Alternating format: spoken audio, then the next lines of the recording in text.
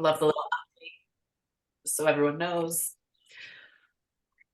Okay, so really want to just thank you all for tuning in. Um, we are really, Cameron and I met, I don't know, a few months back now, just connected through LinkedIn, saw that we had some similar interests. We both have backgrounds in volleyball. And I think just, Cam, maybe you'd agree, just through our conversations about nutrition and sport performance and just kind of the life of the athletes and the challenges that they face, we've sort of figured out we have a common methodology in our coaching and in the way we approach things. So we've had lots of just great conversations, bouncing ideas off each other, and both just a real, I guess, a love of sport and the opportunities that we see for athletes to develop as people. And nutrition being one of those. We both had some interesting experiences in our own lives, and then now as coaches working with athletes. And so we wanted to be able to share some of that, provide some opportunity for conversation. And there's just, so much that's starting to kind of get going, I feel like, with especially younger athletes, but so much more that we can be doing too. And so here we are. And so again, thanks for coming to be a part of this. If you know anyone that you think would value this kind of conversation or whatever, we're happy to share the recording with you, and you can push it out to people that you think it would be beneficial for. But glad you guys are here in person, so thanks a lot. Cameron, maybe, I know I have a couple things down here for, like, I could talk about you, but maybe you just want to, maybe you want to introduce yourself. Yeah, no, absolutely. So in a nutshell, my name is Cameron Branch. I am a professional volleyball player, and through my experiences as an athlete, I've kind of really gained an appreciation for creating a more sustainable lifestyle through some of these factors that we're going to talk about today, such as nutrition. And yeah, so I've just used my experiences, my education. So I pursued a bachelor's of physical and health education and a master's of science in kinesiology to really create just a kind of well-rounded, holistic understanding of the body and what the demands that are placed on you as an athlete, both mentally, physically, and emotionally. And so I really hope, again, that we can dive into nutrition and kind of my experiences with nutrition, starting as a child, through high school, through university, and now what I focus on as a professional athlete. Amazing. And if it's okay, so my name's Diane Johnson, and I run a company called Guts. And so we work with student athletes to help them understand and use nutrition differently than what's typically been kind of the norm. And our whole mission is really to just create a different experience for them in that capacity, so they can feel great, play great, and just pursue their dreams and goals, and yeah, have an awesome experience. So Cam, I get to kind of put Cam in the hot seat in this conversation. He's going to share lots of good stuff with you. But if you have questions, you can pop stuff in the chat, or just, I think, Cam, it's okay with you if people just like pop in. Feel free to engage, ask questions, that kind of stuff as we go along. So Cam, I think I kind of wanted to just, I know a little bit even, but if you could maybe give us, like you said, a little bit of your story as an athlete, like when nutrition first kind of came into your wheelhouse, and that's sort of how it's changed your experience as an athlete over the years. Absolutely. And so perhaps I'll start with like a timeline of my journey as an athlete, and starting back to when I was a small town country boy growing up in Kingsville, Ontario, which is really close to Windsor, actually. And so sports were a really big part of my life. I participated in sport year round. I played baseball, basketball, hockey, and track and field.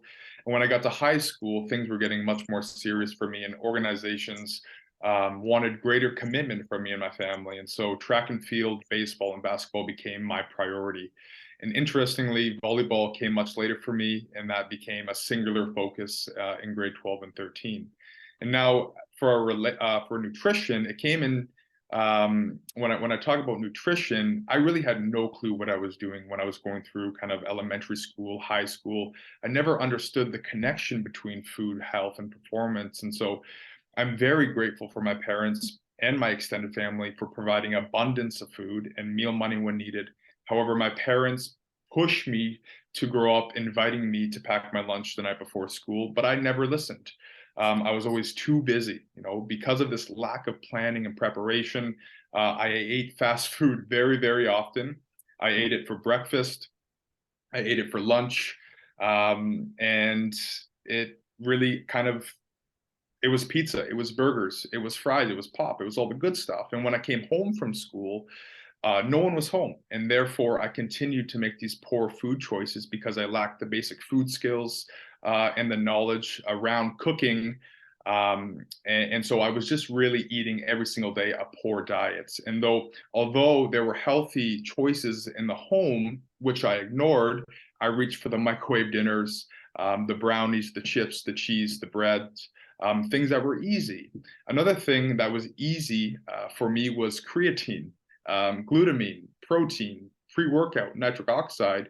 These were all supplements that the older kids were taking in high school. So I thought I would, take it too. And so simply, I think, just using that as an experience, I was lost. And kind of the quote that I'll use to transition into my university career will hopefully put this into perspective for you. So this is my favorite quote, and it really resonated with me. So, good nutrition and healthful food choices can't make a mediocre athlete into a champion, but poor nutrition and poor food choices may prevent the athlete from realizing his or her own athletic potential.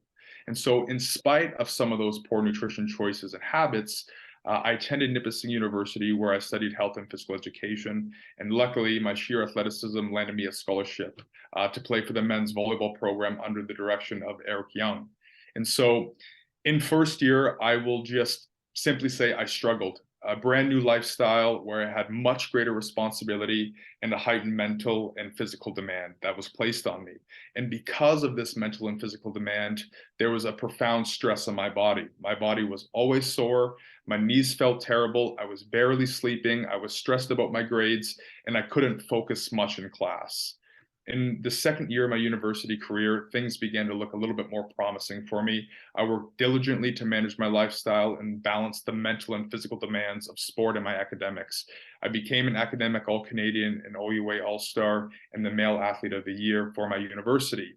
So essentially, I was a workaholic, and I never shut off. I wanted more from sport, more from myself athletically, academically, and my drive to reach the pinnacle of this optimal performance continued into my third year, to be halted in the doctor's office by a physical exam, which was actually a prerequisite for a national team tryout.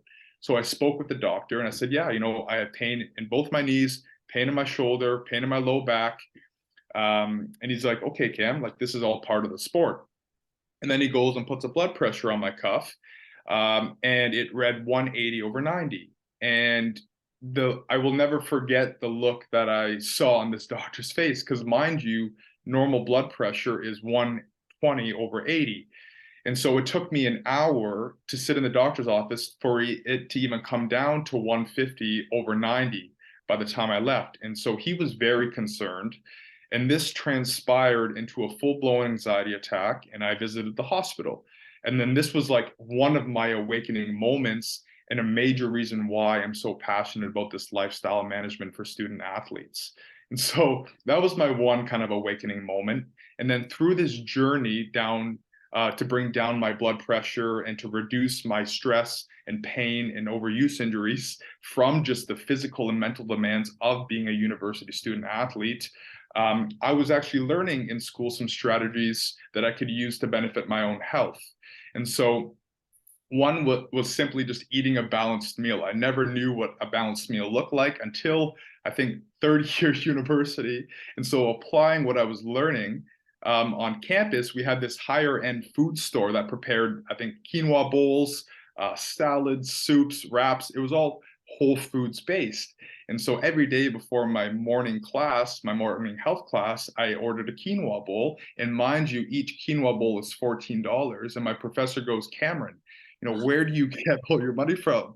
And I looked, and this was like another oh my moment, right? And so from there on out, I began to learn basic food and cooking skills. So whereby I kind of took all the ingredients that were incorporated into the foods that I liked at the store. I would buy the ingredients and make it myself. And I wish I could go back in time to make my own meals throughout my entire tenure of my university career. I think I would probably honestly have like $10,000 more. And so really that educational component about food skills, cooking, and trying to eat holistically was my awakening moments. And so these two moments caused me to evaluate and reflect on my life and identify areas for improvement. And that was a really long-winded answer, but that's kind of me in a nutshell and why I'm so passionate about nutrition and lifestyle management. Wow. That's pretty crazy. Isn't it interesting too that so many of these awakening moments that we have, mine was similar, are once we get to a place of pain or sickness or anxiety or something going on. I think one of my main, having gone through that, one of the main things I try to impart to athletes is like that it doesn't have to get to that point, right? Like we can make changes before, but it's just not something that's really talked about, right? So that's one of the reasons I want to keep bringing this up with these young athletes. So hopefully somewhere down the road, they don't end up, with the blood pressure or the anxiety attack that lands them in the hospital, right? It's always the go, go, go, right? Like I think in that youth and sport environment, it's more is always better because you got to reach a certain skill level. But it's really some of those lifestyle factors that are first to go: the sleep, the hydration, the nutrition. And I didn't learn until it was too late. Like a blood pressure of that, because I was just overworked. I just wanted more. I almost blew up. And so, yeah, my little story.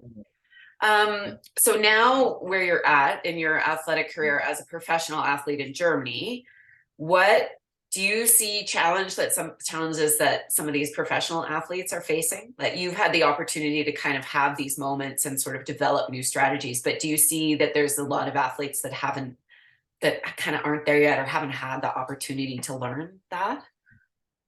Yeah, so on a personal level, I'll explain a little bit about my personal kind of ideology as it relates to nutrition in the pro world, and then I'll kind of break down if kind of country to country, sport to sport, get nutritional support. And so on a personal level, I competed in Canada, Austria, France, and Germany.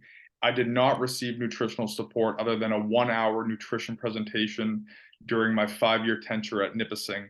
At Nipissing, we were given meal money on road trips, and some months we were even provided with supplementation. So sometimes we had some protein powder in the change room or even BioSteel for hydration purposes. In Austria, I was given one meal per day at a local restaurant. It was quite a balanced meal, and we had a buffet-style salad bar.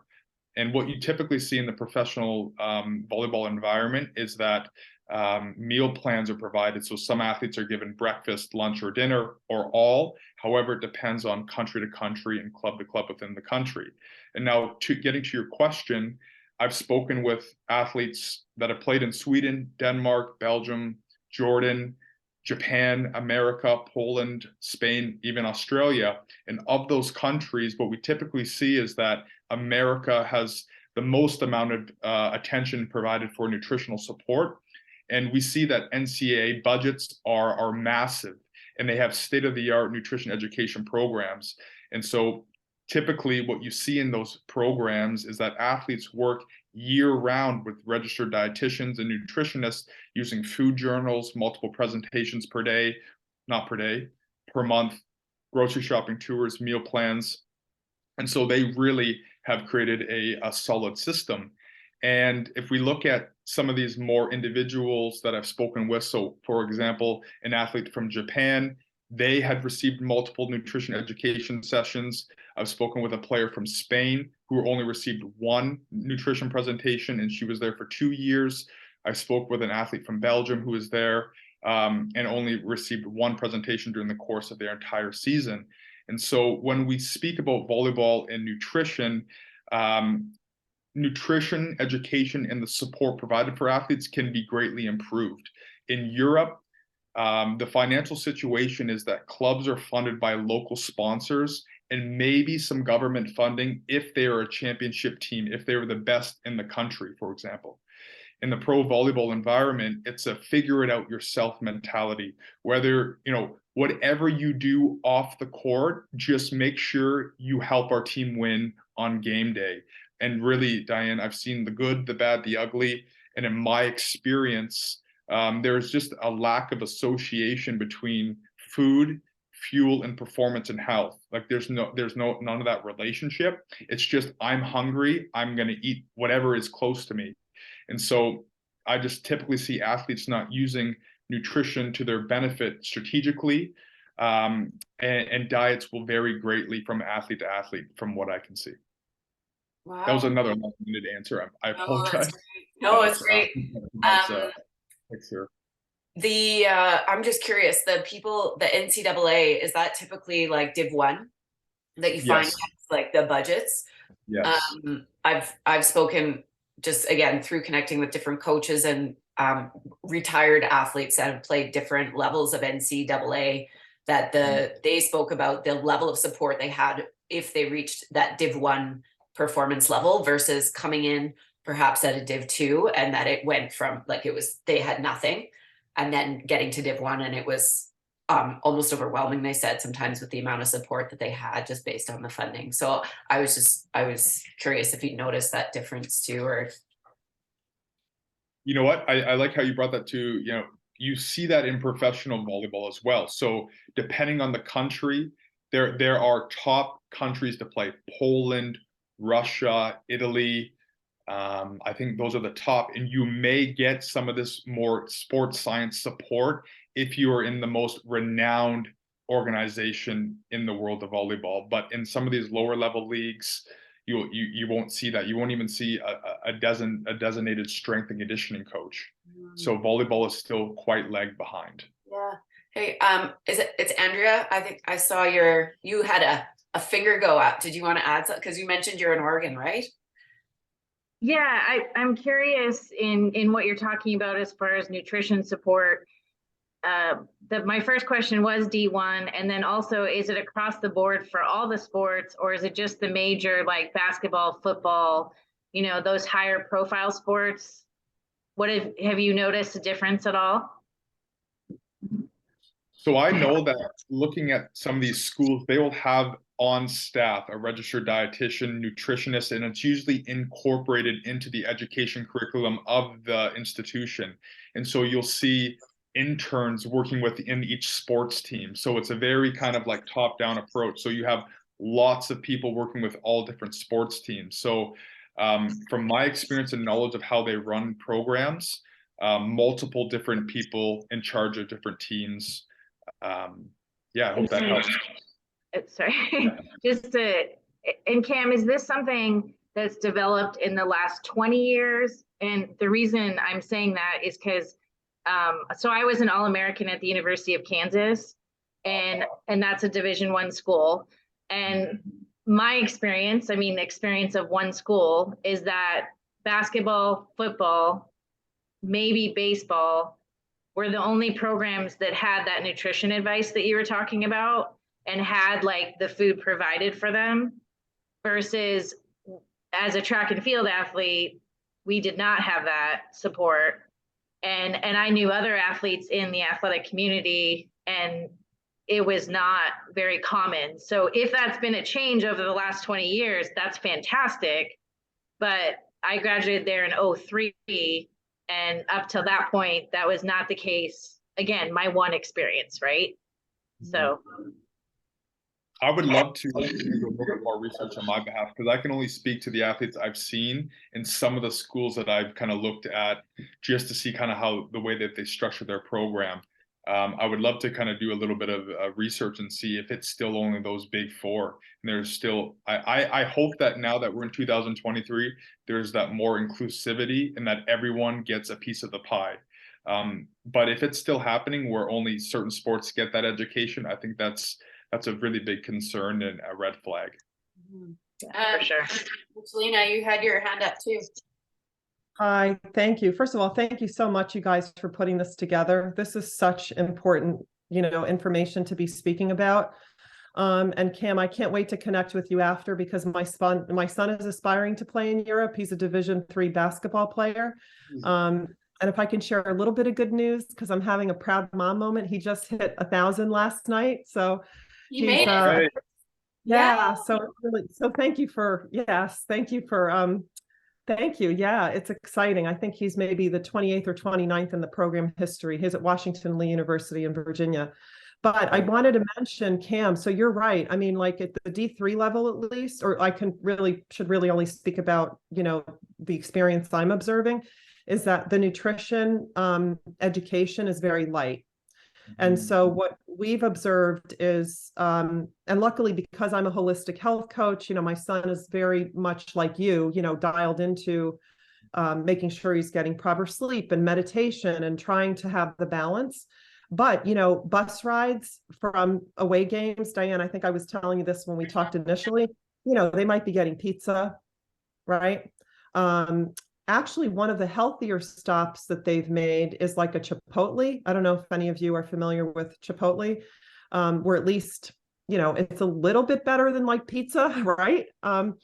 So I think there's a lot of work to be done. And it is really, I've been sort of trying to reach out, to some of the families who are starting to get their players to make some positive changes, but it's not nearly where it should be at all, in terms of the support they're getting, I think.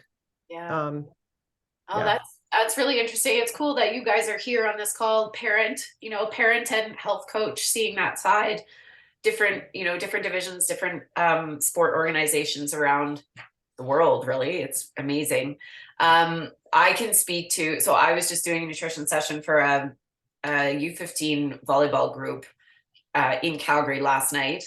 And even within that organization, it's a very large volleyball club here.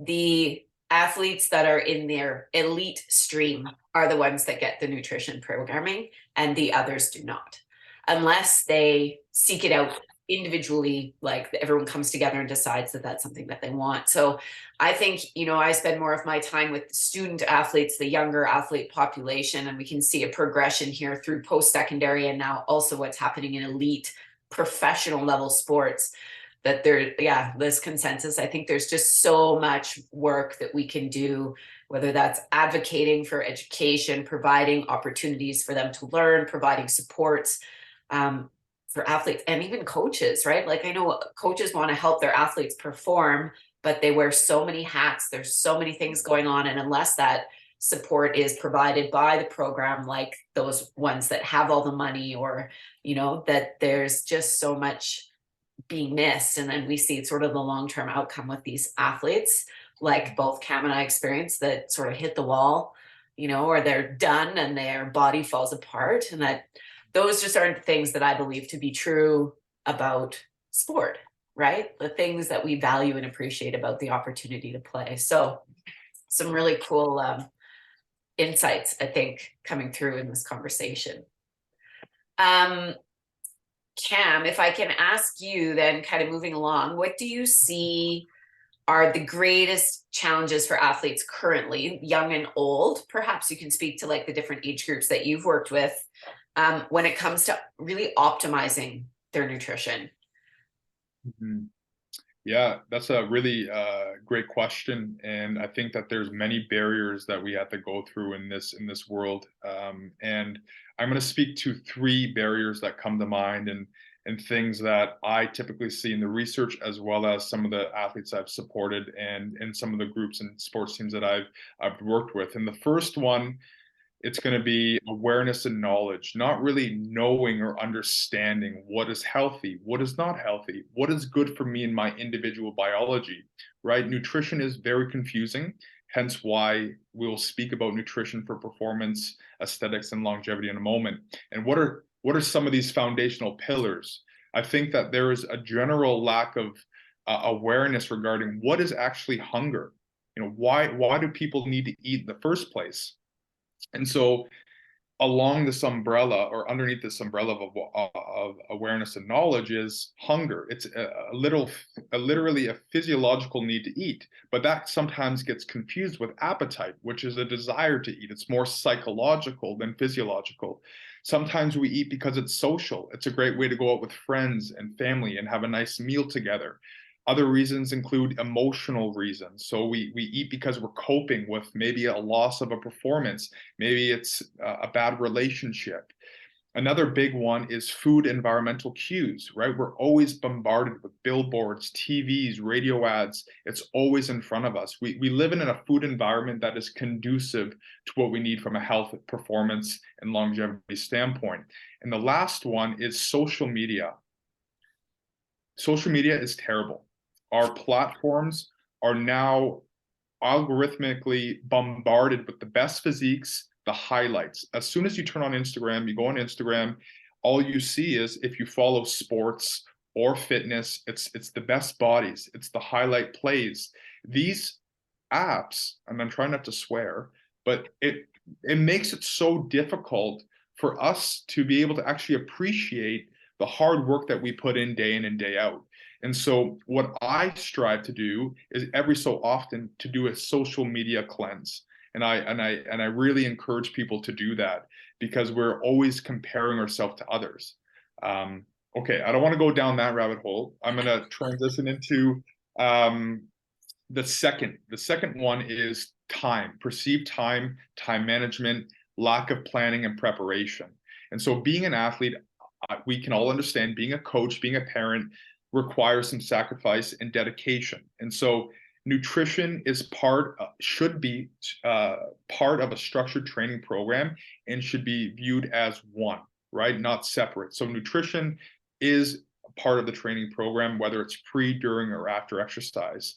And so I think what often happens is that people view nutrition as separate and one more thing to do and add to the list. But there are certain strategies to help you overcome, time as a perceived barrier. And if you just go onto the internet and type in, quick meals, you can make meals in 5 to 10 minutes. There's so many time hacks.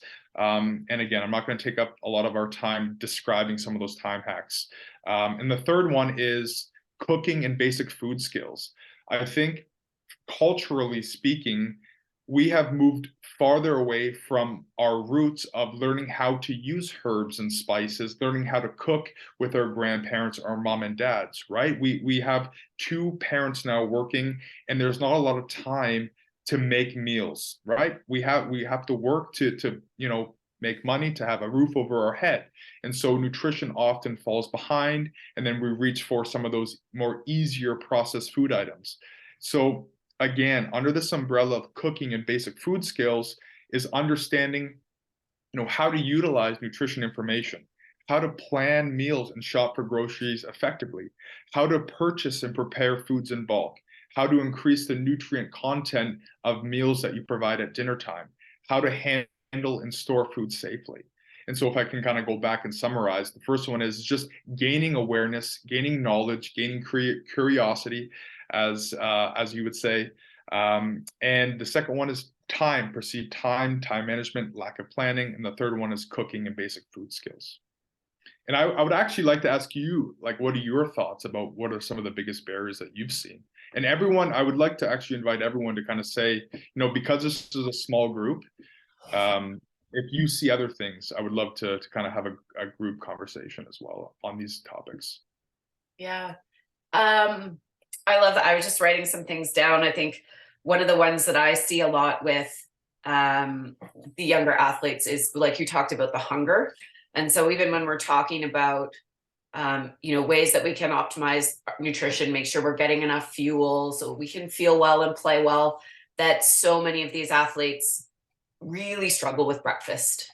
That's one of the meals that they really struggle with. And it's a lot of them coming back to me and saying, I know for my energy to have this much energy in my day, I should be eating breakfast, but I can't. They tell me they feel sick. Literally, and you mentioned hunger, right? It's shut off because, and then tying into time, because they're so pressed for time. They wake up in the morning and they're immediately turned on in their mind. Everything is the to-do list, the next thing, go, go, go. And our body is not programmed, primed, like we have not evolved from, we were never meant to eat in that state. And so a lot of these athletes that I meet with struggle with this, feeling like I should be doing this. I know I should, but I can't. They feel like they're failing in that way. But we try to help them understand that your body's actually doing exactly what it should be when you feel that way. So it's actually helping them kind of reprogram their perception of time, learning some time management skills, learning some short little easy relaxation things that they can do in the morning. And that's where I think the lifestyle piece, the student athlete lifestyle currently really isn't conducive to eating well, eating enough for them to feel great, to play the way that they want to play, perform. So those are ones that I've seen, you know, in that sort of like the teen to post-secondary athlete range, that I guess that come up a lot more than I ever anticipated when I started doing this work.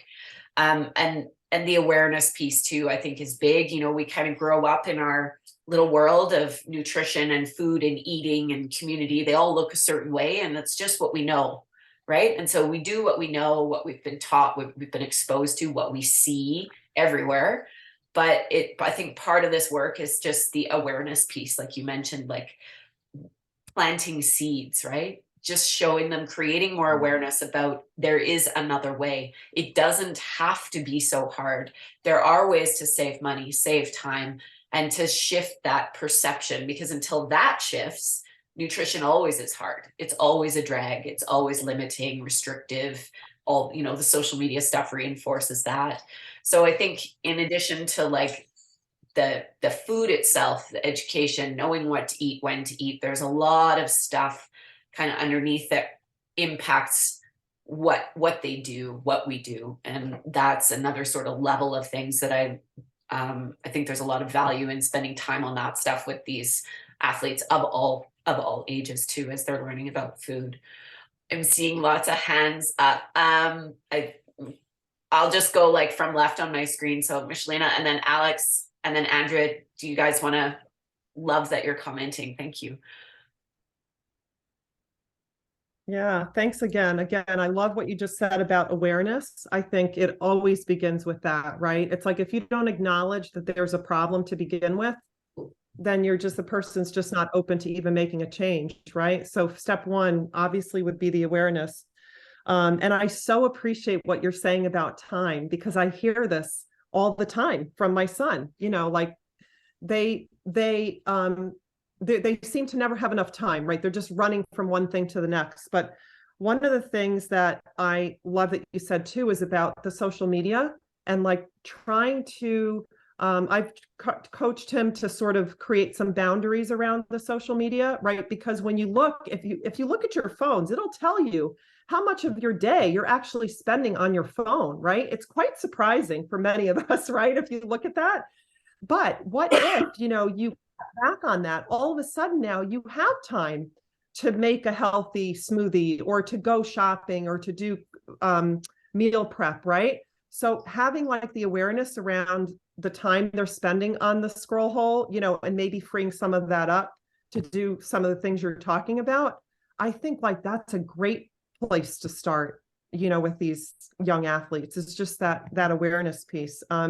Because it is really doable. It's all a matter of priorities, right? Just like it's a priority to get in the gym and practice every day. I love what you said earlier about it should be all one program, right? Nutrition shouldn't be thought of separately, but a piece of that. So anyway, I just wanted to offer that up. And there are ways when you're short on time. I mean, I'm a big advocate for introducing more plant-based nutrition for athletes. I'm not saying they have to be vegan or vegetarian, but more of it. And there are easy things you can do, you know, easy recipes to make to get that, you know, into their routine. Yeah, thank you. Alex, would love to hear your comment. Thank you. Yeah, great talk so far. I think another layer to this is also at the high school age and university age. I think a lot of student athletes almost see maybe peer pressure or a desire to go out and have fun with their friends, whether that be go out to restaurants with their friends, or go out partying and drinking alcohol. And I think this kind of education around how to balance that, those desires with properly training and recovering adequately, teaching athletes kind of the longitudinal effects of doing so regularly versus kind of finding a way to balance that and manage like what is an appropriate amount of partying that I can handle while still performing well. And I think that's, Cam, we've talked about that around my own sporting career, that it is a balancing act. We've seen some teammates who don't value it the same way, but it won't translate to strong performances if they're always indulging rather than finding a balance with it. So I think some of those lifestyle factors and socializing things are other considerations for the population we're talking about here. Yeah. Love that. Yeah. Alex, I can totally relate to that. I just wanted to say that, emphasize what he just said. So true. I mean, I hear this all the time from my son, and it's hard because the ones who are trying to be healthy are in the minority, right? Mm-hmm. So like what he just said, everybody's going out and doing stuff, and it doesn't always align with what your maybe nutritional goals are. So it's tough for them, at that age, I think, to kind of navigate that. Like you want to be a part of what's going on, but at the same time, so I think that would be an area where I would love to have more coaching or advising, around that specifically, like the pressures. Yeah. I'll just before Andrew speaks, I received a lot of pressure I was made fun of a lot in university because, and I'll get into what my kind of some struggles I went through. But everyone made fun of me because I was a plant-based athlete, and it was hard for me, and they never understood, why I was eating that way and why I wouldn't go out and socialize and drink. But I think the lesson that I would learn from that experience is that there is a balance. I think the educational part is teaching the team and the coaches what does healthy relationships with food look like, and knowing that there is many different ways that people eat, and that there needs to be a common conversation about this is shaming, and some people do take nutrition seriously. But when it becomes a point of making fun of, oh, why are you eating that? Where's your steak? Where's your chicken? People eat because of religious reasons. And I think there's no clear understanding of that, especially in team environments. And then the other one is that there is a balance to high performance sport, that I encourage athletes to be connected with their teammates. And if that means going to a nightclub and dancing and getting out, there is a lot of pressure at this level and at the high school level. And so if you go to a dance, go have fun, go mingle, go meet people, feel connected, because I think that there is a fine line between being dedicated and singular than being connected and together in terms of overall health and performance. But maybe that's a conversation for another day. But just knowing that that's a point that I think we need to emphasize more and push more, is connected sense of belonging, community, and just finding that barrier between what is accepted and not accepted in terms of nutrition. Making nutrition not a joking point when people do have restrictions. Yeah. Well, that's awesome. Andrea, did you want to add? Yeah, I just have a couple of thoughts. Going back to the peer pressure, I can definitely relate with that, because coming out of high school, I was a multi-sport athlete. While in university, I was a javelin thrower. That was my focus. So then I was around big people, like just throwers are big people and they have big appetites. So going to all you can eat wings, became a competition of how high your wing carnage was, And so it was so interesting, because it took me about 10 years being away from that environment, to recognize that I'm always competitive about how much I'm eating. And so I have to actively stop myself from like cleaning my plate or like understanding what the feeling is of full, just based on that competitive environment I was in, like nutritionally, not competitively throwing, like just nutritionally. So I feel like the high school and college time frame really does set up these habits that become your lifelong habits if you don't recognize them to actually actively break them. And that kind of goes into my second thing, where I have so many parents approach me about nutrition for their athletes, and they want this knowledge. My wife is a high school volleyball and basketball coach. And so it's so neat to see, especially volleyball, where the parents like bring the banquet tables and they bring just a ton of food for a tournament, and they lay it all out for the athletes, and just educating them on like what's the choices that should be on that table, because athletes, going back to the busy lifestyle, they're going to grab what's in front of them. And if these parents are providing them with XYZ and they just have better options on that table, then that can help like perpetuate this better lifelong habit. Yeah, 100%. The work that I started doing anyway 13 years ago, just with the young athletes, through my experiences with club volleyball and things here in Calgary, it's just, there is such a community and codependence, right, between, as much, and as coaches, as much as we like to kind of keep the parents at an arm's distance sometimes, that it's, everyone is involved in this process. And I think that's, takes that, maybe that holistic perspective to another level, that we can, we can support the athletes and help them, but parents are doing their best, and sometimes they just don't know. They never got this information, most of them, when they went through. How do we support them and engage them in the process? And then coaches.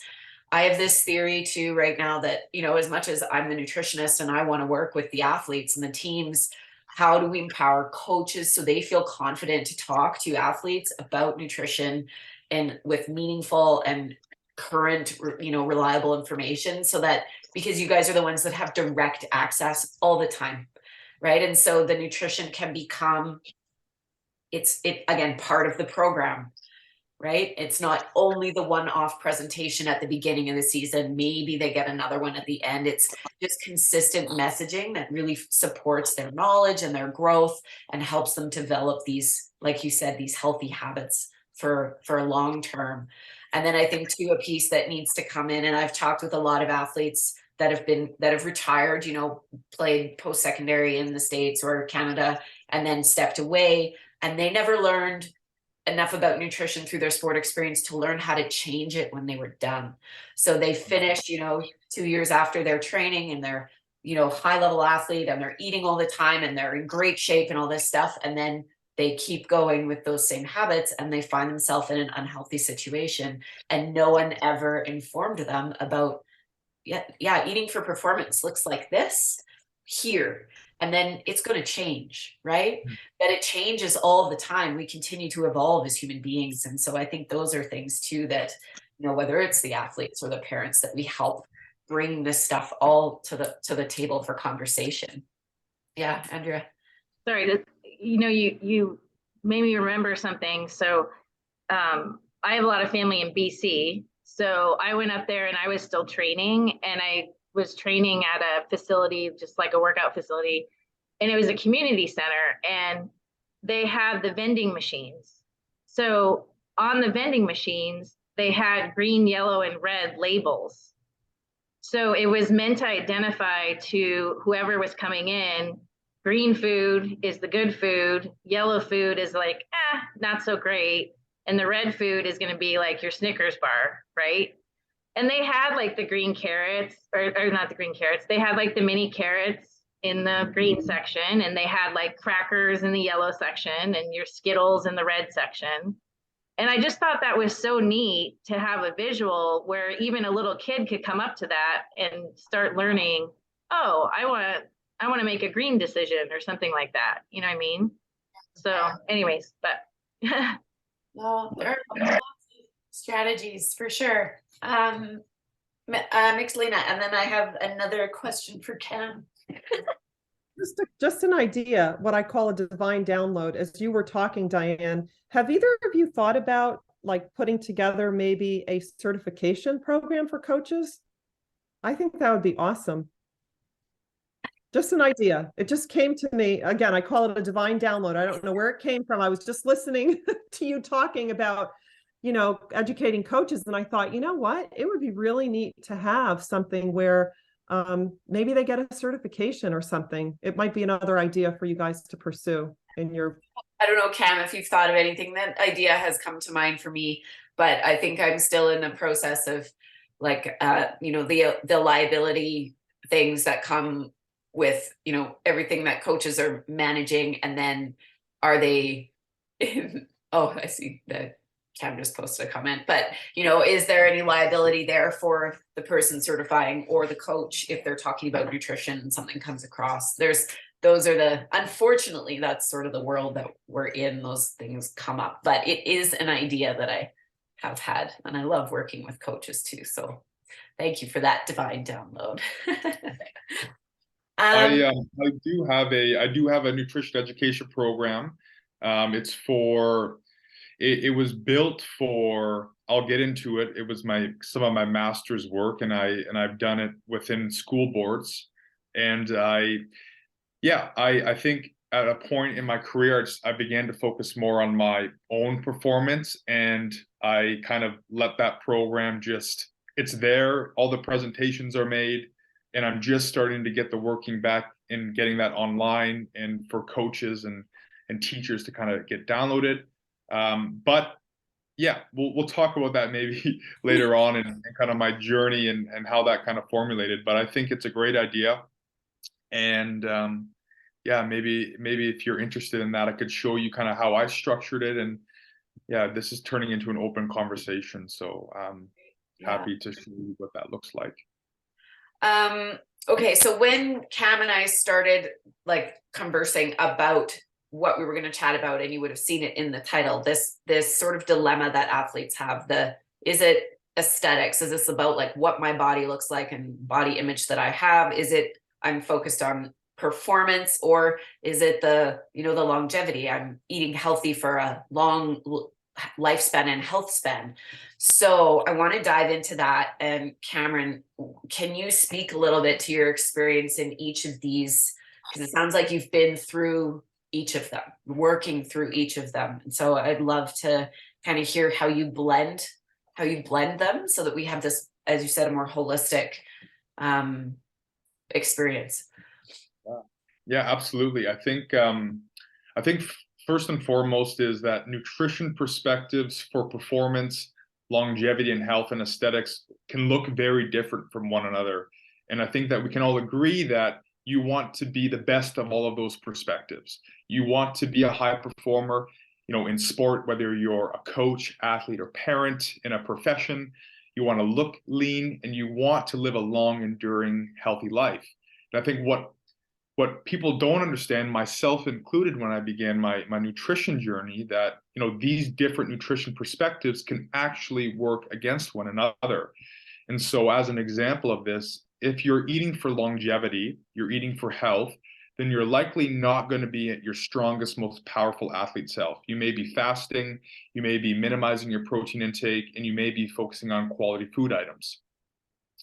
If you are eating to optimize performance, then you're likely not going to be your leanest self.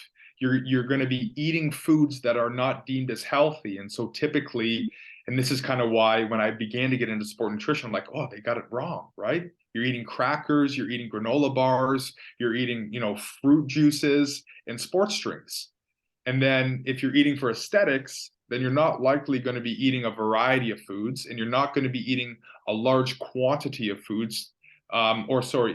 Yes, for aesthetics, you're not going to be eating a variety, right? You're not going to be eating enough quantity to match your training demands because you're trying to shred, and look more physically fit, if you will. And so I hope that provides an overview, but I'm going to talk about these three independent perspectives and how we can work to combine them as coaches and athletes and parents that may be listening and going to be tuning in later on. And so if we isolate the nutrition perspective for performance, I typically categorize this under nutrient timing. And so you're really concerned with pre, during, and post-training nutrition. And so nutrition for performance can work against nutrition for longevity and health, because during training or just prior to training, consuming low fiber, simple carbohydrates may be best for energy and fueling up your glycogen stores. Unfortunately, simple carbohydrates such as pretzels, breads and granola bars will never be considered healthy. And there is a time and place for these food items in performance. And now I do want to, full disclaimer, that I don't think there's good food and bad food, and that all foods are meant to have in variety and moderation. But I'm just trying to categorize these for you so you understand these different perspectives. The second nutrition perspective is the one for health and longevity. And now when we look at this perspective, we are really concerned with the quality of food over the quantity of food. We are going to see a ton of plant-based food items, nutrient-dense whole foods, and we're going to limit our intake of processed food items. What I typically like to encourage everyone to do here is really consume and eat the rainbow. So getting a lot of those different colored plant pigments and making water our primary drink of choice. Eating for longevity, also, we want to maintain that caloric balance. And so we don't want to eat to gain weight, to lose weight. We just want to maintain kind of our normal body weight. And we have a set weight that we do in terms of thermoregulation. I don't know where I'm going. Homeostasis, right? We're born with a set weight that we should be able to maintain. And again, just to summarize, nutrition for longevity is we want to focus on the quality of foods. The last one is the nutrition perspective for aesthetics. And now we really here are concerned with the quantity over quality, right? So maintaining a caloric balance, calories in and calories out. And the macronutrient goals will differentiate. So the macronutrients are carbs, fats, and proteins, and getting these right, but depending on the percentages, so if you want to gain weight, lose weight, add muscle, can really make an impact on your overall physique. And so if you stay true to those, you're going to be able to get the body of your dreams, essentially.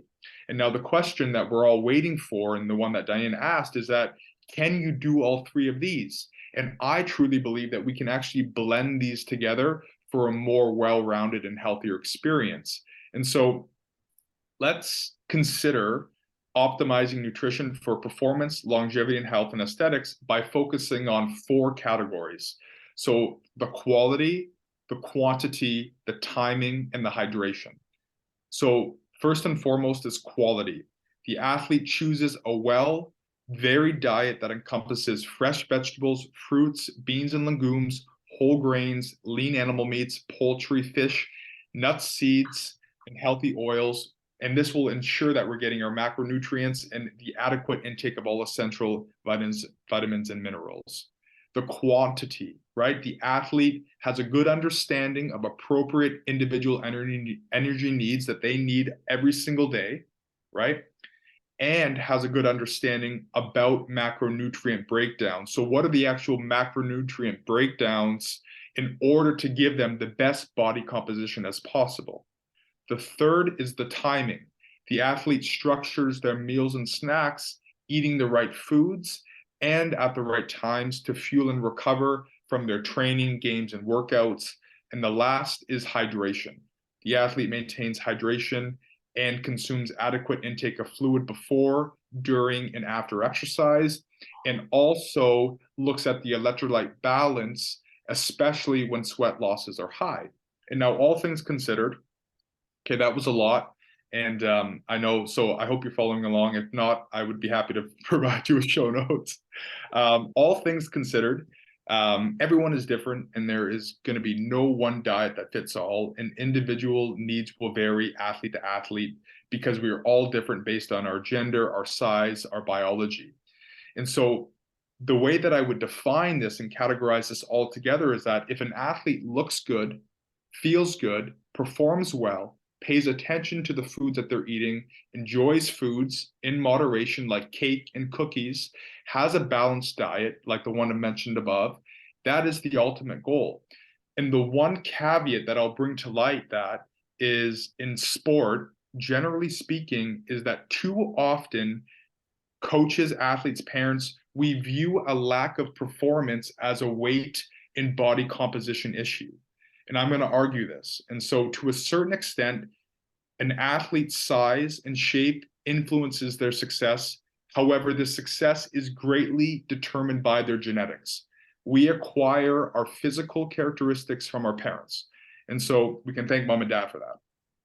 Athletes come in all shapes and sizes. And the argument I would be for this is that staying healthy, mentally, physically, and emotionally, and to achieve successful performance outcomes is most desired. And so in specific events, being big and tall may benefit you. On the other hand, being small and light might benefit you as well. And for me, it's all about owning what you were given and the things that support you in terms of lifestyle. So your sleep, your hydration, your nutrition, your stress management, your training, these can all be strategically manipulated throughout your training season. And it really needs to suit the individual needs of the athlete. And so what I've came to realize is that most athletes at some point in their careers will set out to alter their body mass, their muscle mass, or their body fat levels. However, this is a conversation that needs the most utmost care for their mental, physical, and emotional well-being. Yeah, so that was a pretty long answer, but I think I really wanted to bring to light that I think too often we look at someone not performing well and we automatically think it's their weight. But there's so many other factors that determine that. And I think we need to start the conversation to look at other performance outcomes rather than big, tall, strong, large. And I think there's a lot more in that conversation. Yeah. I love that. Lot. What's that? There's a lot there, and I'm There's so a sorry. lot. Well, that's the thing, right? With this, it's a big conversation. There are so many facets to this. And I think for so long, it's nutrition, it's food. Well, there's so many things that impact our eating. Like you said, the individual needs for each individual body, how they think about themselves, think about what they're eating, feel in their day, their genetics. Like there's so many factors, which is, I think, the value of having someone to talk to this, to speak to with as they're going through these things. Like it's just invaluable. I wish when I was playing youth sport that I had someone like you to learn from, even if it never got to a personal conversation about my needs. Just these nuggets are so helpful. And I think from my perspective, just again, more of the student athlete, so high school aged, I see these kids in their sport and I see them in the classroom, and they're people first, they're students, and they have this long road ahead of them, right? And so how do we help them use this information to enhance performance, but like in life, right? That's, if they're performing well in life, they're going to be, as a young athlete, they're going to be performing well as in that athletic capacity as well. And if they get to the level that you are at or beyond, then they can continue to build and utilize different strategies. But that there's that I think it was it Andrea or somebody mentioned that this stage too, right? These early stages where we can start creating habits and conversations around these things is so valuable. Okay, well, we've been on here for a little bit, and I want to just get Cam, your favorite tips, tricks, or foods that have made nutrition simpler for you.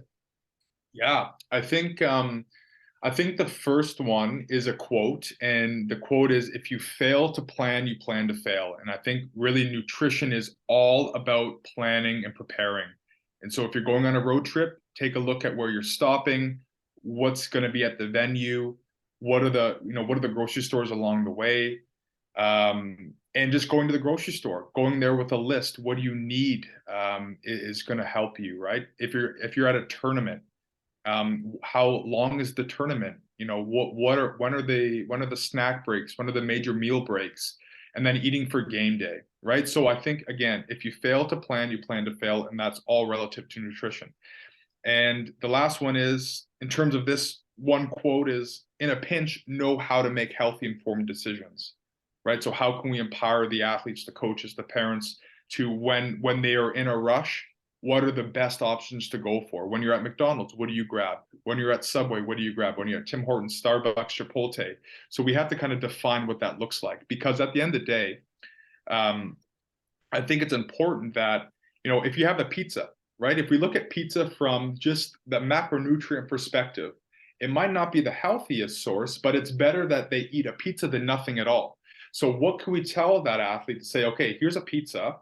What can you add to it? Add some chicken, add some color, and then that you kind of have like a balanced meal. And so it's like, how can we use more of that positive framed messaging to get these athletes to eat more? Because usually what we see in the university and the high school and even elementary is that these kids they're training so much, there's so much demand on their mental and physical selves that they're not getting enough calories in. And if we can win by adding a little bit more color on top of their pizza, or an extra pinch of some berries in their smoothie, then we're heading in the right direction. If you're thinking about improving your nutrition, I think I like to look at it as it's a marathon, not a sprint. I think it's very hard to make all your dietary changes all at once. And I think this is one of the reasons why diets don't work, especially long term. And so, like I was saying, instead of cutting out or removing the pizza or the pop or the chips, it's like, how can we add something to increase the nutrient density of that meal? Because as soon as you start to take things away, it creates that restrictive type of behavior. And so it's more like, okay, what are we dealing with? What is one thing that we can add this week? And then you start to make changes that way. Bringing a water bottle, adding a cucumber to a salad, things like that. I think food in general is one of life's pleasures. It's meant to be enjoyed. It's meant to be celebrated, not restricted. There's no one good food. There's no one bad food. I always like to allow treats. In an athletic context, know when to give the athlete a treat. Maybe it's during competition. Maybe it's in between the sets of a volleyball match when they need glycogen. Maybe it's in between periods on a hockey match, or in between, the quarters of a basketball. So just know when to place that sugar when they need it. The athlete's plate. I'm not sure if you've seen the athlete's plate. If you type in the athlete's plate online, it's an amazing coach resource. You can provide that to the families and athletes that you support. It's a great foundation to know what to look for, how to build a healthy meal. It gives adequate portion sizes to meet their energy demands from an intensity standpoint. And it kind of builds off the plate model as you would see in America, or if you would see in Canada, the food guide. And so look at the athlete's plate. It's a great resource. And then lastly, is really be curious, be aware of your body, and listen to your body. I think that eat when you're hungry, stop when you're full. And if you ignore some of these hunger cues, and if you skip meals, this often leads to increased hunger later in the day, which often leads to poor food choices and like, oh, what's already made? I'm going to go for the cookies, the ice cream, kind of like what I did in high school when I didn't know how to cook food, and I didn't eat really well all day. And then it was all the palatable things that I was going for. And so, yeah, that's some tips, tricks, quotes that I use to guide some of this nutrition education. That's amazing. So good. I can't believe we've already been here for like an hour and 15 minutes. Did you have anything else, Cam, that you wanted to kind of conclude with? Yeah. I I have a personal story, and I think that it's a story that I would like to share with everybody here, if you have time, about body image and my experience being a male athlete, which is not as talked about as a male. I think it's more prominent with females, but I think it's still important because I think many males go through body image, especially in high school and into university. So I think that it would be a good segue. And if there's any questions that come from that, I think the body image conversation should be started, and how we can handle that and deal with that as coaches and parents. Yeah, what do you think about that? I think you should go for it. Okay, so before I even kind of began my nutrition journey, I dealt with physique anxiety, which was defined as a lower satisfaction with, body size and my body shape. And when I was going through some of those challenges with my blood pressure and stress and overworking in the midst of my busy university career, the physique anxiety kind of transpired into problems with food and navigating and navigating some negative eating behaviors. And so essentially what was happening was I was restricting certain foods in fear of having adverse health effects and gaining weight because of my blood pressure. So I was looking at like the DASH diet. I didn't want to eat sodium. I was looking at health because I was scared I was going to have a heart attack based on my blood pressure. And so I was really just so confused because I was an athlete. I didn't know what to do. And so that, compiled with physique anxiety, really transpired into my first year as a pro athlete, where I was so underfueled and so under-recovered as a result of restricted eating that I could barely jump some practices. I actually didn't know what was going on because the health literature said I was eating well, but I wasn't eating for sport performance. And so after my first season as a professional volleyball athlete, I went back to Nipissing University to finish my Master of Science in Kinesiology degree, where I focused on health and exercise psychology. But I was so fortunate because I was able to reflect on my experiences of what I went through in university the first time as a student athlete.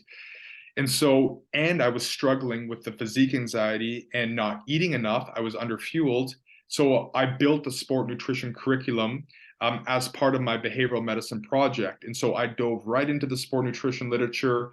And simply put, that project changed my life and changed myself as a player and as a human development coach. And so fast forward to my fourth pro volleyball season, I believe I can understand the body in a more holistic lens, and understand the differences, like we kind of alluded to, in the different eating strategies for health, performance, and aesthetics, and come to that one diet approach that I think is a really good approach when we're looking to improve the diets of athletes and coaches and parents alike. Everyone's kind of included in that conversation. And so till this day, I think physique anxiety is going to still be a part of me. I still think about it all the time. But what I've came to realize as an athlete is that you only have one body, and your body is your business. And if you invest in your body, you can expect a long, healthy career in return. And so I try not to obsess about my nutrition anymore. I really just try to focus on quality, quantity, timing, and hydration. And so I view health, longevity, and performance in a more holistic way, like I've mentioned. And that's through connecting with others, going into nature, sleeping well, trying to get into a good sleep pattern, hydrating well, just finding happiness. Being happy throughout the day is so important for recovery and performance. I try my best to express gratitude. I'm mindful of my relationships. I'm mindful of what I'm eating. I'm mindful of how I'm speaking with people. I go for walks, and walking is an amazing way just to clear the air, and I focus on breath work. And if you've been listening to me, I sometimes ramble, and I'm so sorry. But if you're like feeling overwhelmed of like, okay, Cam, like where do I start with all this stuff? I think it's important that you start with one step. I think, start with one push-up. You start with one call. You start with one glass of water. Small changes really can yield big results. Yeah, that's it in a nutshell. That's what I tried. A big, awesome nutshell. Yeah, bravo, 100%. Totally agree with those comments. So I think like, I think Cam or I would be happy to hang around if you have any other questions for those of you that have joined us today. I think I'm out of questions for Cameron, I just really want to thank you for taking the time to come and share with us today. I love your story. I love what you're working on and how you're supporting athletes, and just like I'm excited to see where it goes for you, and hopefully we can keep working together in different ways. So yeah, I don't know, Cam, if you have any closing remarks, but I'll say thank you so much for coming on. We hope we can stay connected with you. If you're looking for stuff, like I said, my focus is sort of along student athlete, high school, college age. We have various programs that we run with individual athletes or teams, programs, helping parents, helping coaches, and our website is Guts Athlete Nutrition. So happy to chat if you have any questions about any of that. Yeah. Yeah. Thank you so much, everybody. I really appreciate everyone. So thank you for listening. And if you have questions, my LinkedIn is always open for conversations. Awesome. Okay. Thank you all. You're welcome. Thank you. Thank you, Andrea, Caroline, Chris, Denise. Thank you, Diane, for hosting this. This was awesome. Thank you so much. Thanks for adapting to the technology. Yes, absolutely. Shoot me a message or shoot Diane a message. We'd be happy to help. Okay. Take care. Thank you, Denise.